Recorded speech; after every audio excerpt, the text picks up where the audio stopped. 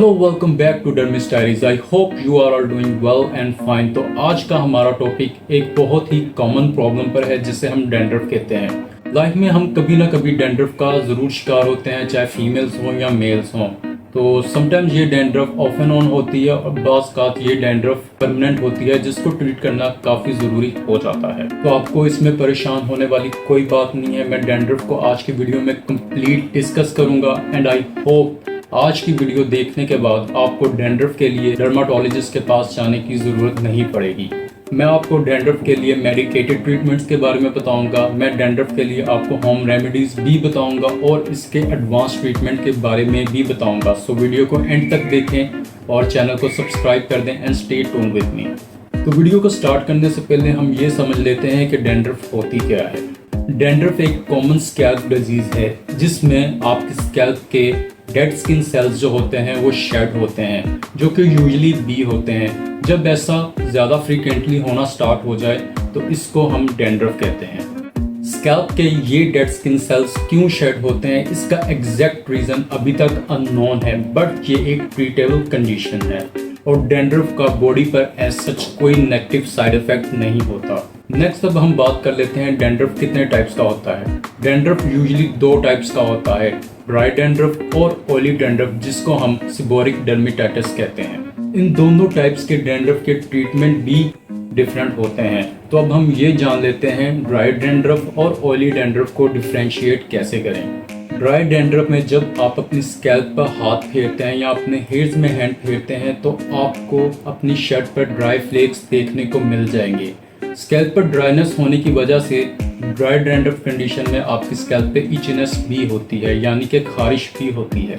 जबकि oily dandruff में hairs में हैंड फेरने से डैंड्रफ नहीं गिरता, बल्कि ये डैंड्रफ आपकी स्कैल्प पे ज़्यादा सीबम प्रोड्यूस होने की वजह से, यानी कि ज़्यादा ऑयल प्रोड्यूस होने की वजह से आपके स्कैल्प पे चिपका रहता है और स्कैल्प आपकी इन्फ्लेम्ड भी रहती है। अब हमें ड्राई डैंड्रफ और ऑयली डैंड्रफ दोनों का डिफरेंस पता चल चुका है, तो अब हम बात कर लेते हैं इनके ट्रीटमेंट्स के ऊपर। ड्राई डैंड्रफ और ऑयली डैंड्रफ दोनों का ट्रीटमेंट डिफरेंट है, वरना लोगों को जब भी डैंड्रफ होती है वो अपने डैंड्रफ को बिना आइडेंटिफाई किए सुपरमार्केट से कोई सा भी एंटी डैंड्रफ शैम्पू परचेज कर लेते हैं, जिनके इंग्रेडिएंट कोई इतने खास नहीं होते और ना ही इन एंटी डैंड्रफ शैम्पू से आपको इफेक्टिव रिजल्ट्स मिलते हैं। तो अब हम बात कर लेते हैं ड्राई डैंड्रफ के सबसे बेस्ट ट्रीटमेंट्स के बारे में। अगर आपको ड्राई डैंड्रफ है तो मैं रेकमेंड करूंगा कि आप यूज़ करें कुनास शैम्पू। इसका एक्टिव इंग्रेडिएंट यानी कि इसका एंटी फंगल एजेंट कीटोकोनाजोल है। इसके अल्टरनेटिव में आप यूज़ कर सकते हैं फोटोनिक मैक्स शैम्पू और इसके इंग्रेडिएंट के अंदर हेयर कंडीशनिंग एजेंट्स भी अवेलेबल हैं। मेरी नज़र में Kunas shampoo dry dandruff conditions के लिए ज़्यादा बेस्ट है। So let's talk about oily dandruff treatment. जैसा कि मैंने आपको ऑयली डैंड्रफ के बारे में बताया था कि ऑयली डैंड्रफ कंडीशन में आपका डैंड्रफ स्कैल्प के साथ चिपका होता है, तो ऐसी कंडीशन में आपके शैम्पू में एंटी फंगल एजेंट के साथ क्रेटोलाइटिक एजेंट होना भी ज़रूरी है, जो कि हेल्प करता है आपके डैंड्रफ को स्कैल्प पर लूज करने के लिए। तो ये कम्बिनेशन पाकिस्तान में इजीली अवेलेबल है। तो अगर आपको ऑयली डैंड्रफ है तो मैं रेकमेंड करूँगा कि आप यूज़ करें सिबोर्निल शैम्पू या आप यूज़ करें ज़ीप्रो शैम्पू। इन दोनों शैम्पूज़ में एंटी फंगल एजेंट के साथ क्रेटोलाइटिक एजेंट यानी कि सैलिसाइलिक एसिड अवेलेबल है, जो कि डैंड्रफ को स्कैल्प पर लूज करता है और साथ ही साथ आपकी स्कैल्प पे इन्फ्लेमेशन को भी कम करता है। इन शैम्पूज़ को यूज़ करने का बेस्ट तरीका ये है कि इसे आप अपने स्कैल्प पर 2 मिनट लगा रहने दें और इसे वीक में 3 टाइम्स यूज़ करें। ऐसा करने से आपका डैंड्रफ काफ़ी जल्द ख़त्म हो जाएगा। ये तो हो गए मेडिकेटेड ट्रीटमेंट्स। तो अब हम बात करेंगे बोरिंग होम रेमेडीज़ के बारे में। क्या डैंड्रफ को ट्रीट करने के लिए होम रेमेडीज़ भी हैं? यस।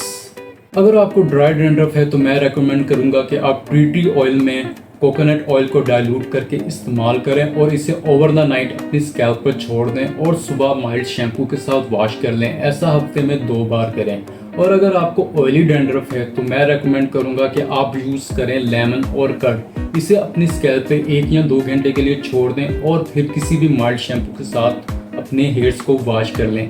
इस रेमेडी को भी हफ्ते में सिर्फ 2 बार ही यूज़ करें।